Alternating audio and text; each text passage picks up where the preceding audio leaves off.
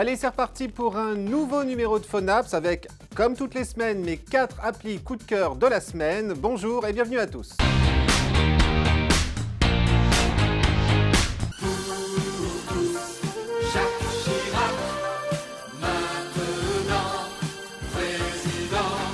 La France a besoin d'un homme de courage, de résolution pour tous. Jacques Chirac, maintenant président.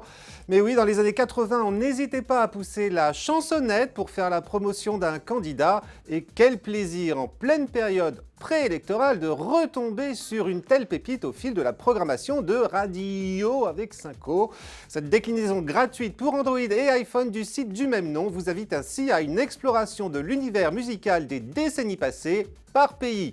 Choisissez une ou plusieurs destinations sur la carte s'affichant sur l'écran de votre smartphone et laissez-vous donc surprendre par toutes ces chansons tirées d'un catalogue de plus de 30 000 titres. Des titres fort heureusement pas tous aussi ringards que Jacques Chirac maintenant.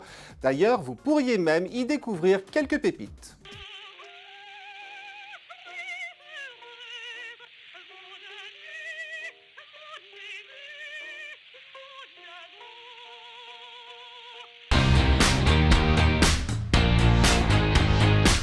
À tous ceux qui en ont assez d'être constamment traqués par le moteur de recherche de Google, Qwant se pose désormais en alternative également sur smartphone.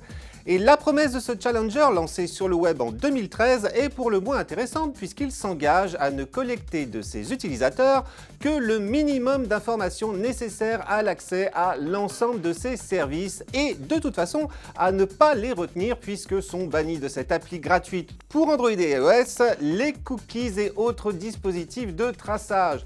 Mais en plus, Qwant entend aussi vous offrir une navigation tout aussi discrète avec un navigateur maison sécurisé nommé Liberty, sachant que celui-ci vous propose par ailleurs de stocker dans un coffre-fort virtuel toutes vos données personnelles et bancaires. Un coffre-fort chiffré et inviolable pour qui ne connaît pas son mot de passe. Bref, la vie sans Google, ça peut commencer maintenant.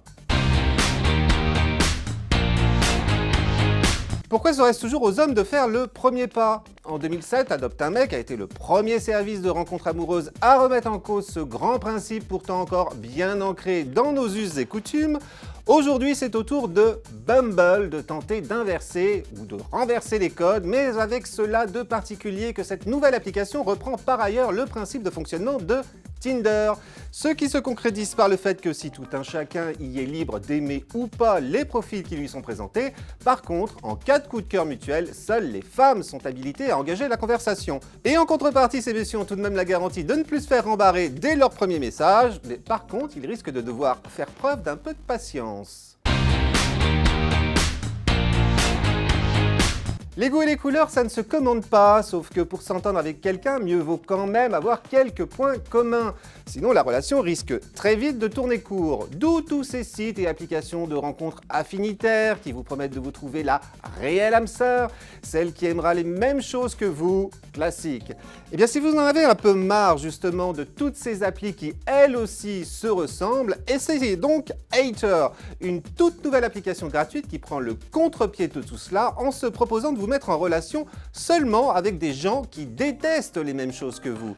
D'où les quelques 3000 questions auxquelles vous êtes invité à répondre sans être pour autant obligé de toutes les faire, afin d'indiquer par exemple si vous aimez ou pas Vladimir Poutine, Twitter, faire la bronzette sur la plage, faire des selfies, j'en passe et des meilleurs.